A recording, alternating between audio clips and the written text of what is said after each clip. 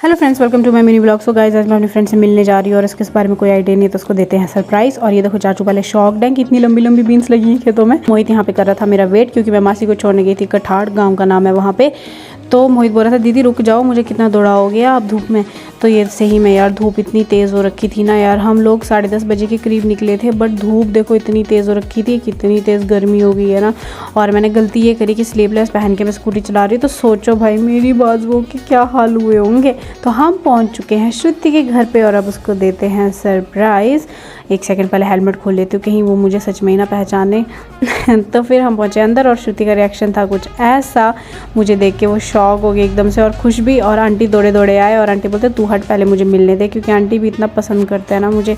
तो फिर हम लोगों की गप्पे स्टार्ट हो गई और ये देखो कितना ज़्यादा मिस कर रही थी कि सुबह की सुबह जा रही थी मुझे। तो फिर लेके आई कोल्ड ड्रिंक, बट ना इसकी आदर खादर मुझे कुछ डाइजेस्ट नहीं हो रही थी, इतनी सेवा।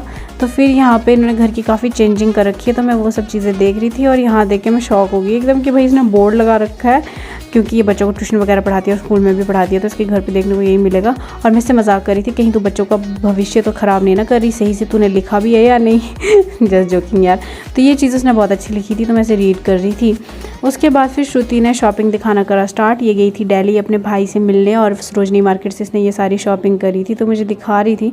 तो मुझे ये सारी चीज़ें उसकी बहुत अच्छी लगी। फिर हम लोगों की मोमोज़ पार्टी स्टार्ट हो गई। आंटी ने स्पेशली मोमोज़ मंगाए थे हम लोगों के लिए। डिलीवरी के बाद काफ़ी देर के बाद मैं मोमोज़ ट्राई कर रही थी। वैसे मैं बाहर का कम ही खाती हूँ, बट एक दो मैंने यहाँ पे फिर भी मोमो खा ही लिया। तो फिर भाई श्रुति बोलती मैं टॉप्स दिखाना तो भूल गई, तो मैं देख रही थी इसके टॉप्स और मुझे बहुत पसंद आए। पिंक वाला सबसे ज़्यादा अच्छा लगा।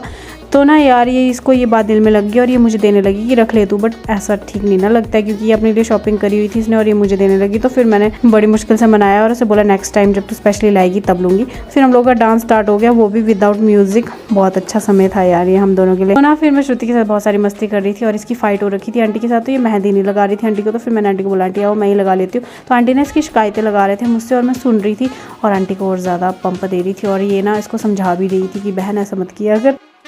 हाँ भाई, अब जाने का टाइम आ गया, तो ये लोग अभी मुझे भेज नहीं रहे थे, बट मुझे 2 घंटे से ज़्यादा हो चुके थे आए हुए। तो मुझे राधी का भी ध्यान रखना था कि यार अब इतनी देर तो नहीं बैठेगी वो। तो फिर हम चल पड़े और श्रुति बोलती ध्यान से जाना बहन, क्योंकि अभी अभी तूने स्कूटी सीखी है। तो हम नीचे पेट्रोल पंप पे गए थे और यहाँ पे तेल ही नहीं था, तो हम लोग हो गए खज्जल। बट थैंक गॉड इतना था कि हम घर पहुँच जाएँ। तो हम पहुँच गए घर और घर जाते ही भाई की फाइट स्टार्ट हो गई कि तू मुझे बिना बोले कहाँ गई थी। ये देखो एकदम से लड़ रहा था और बोल रहा था तू मेरे आइसक्रीम नहीं लाई। तो ये ना मेरे साथ फाइट करता रहता है। तो फिर मैं अपनी राधी से मिली और राधी मुझे मिस कर रही थी और मैं भी इसको।